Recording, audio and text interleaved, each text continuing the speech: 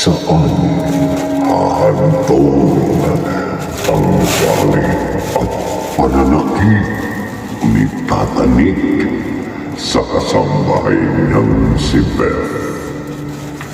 Pakinggan bukas ng gabi ang ikalawang bahagi ng ating tampok na kwento sa linggong ito. Pinamagatang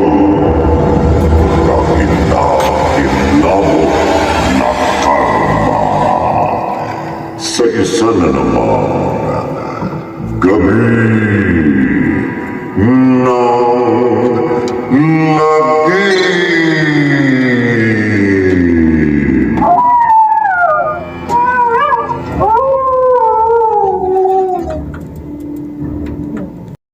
Sama ng panaginip ko.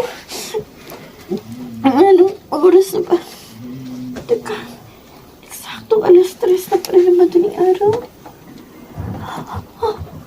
Ay ko, kumakalas na sa ilalim ng kama ko. Parang natatakot ako na silipin. Bahala na. Madilim ang ilalim ng kama. Ali! Ah! May multo! May multo sa ilalim ng kama ko! Nandito ako sa likod mo, Eli! Ah!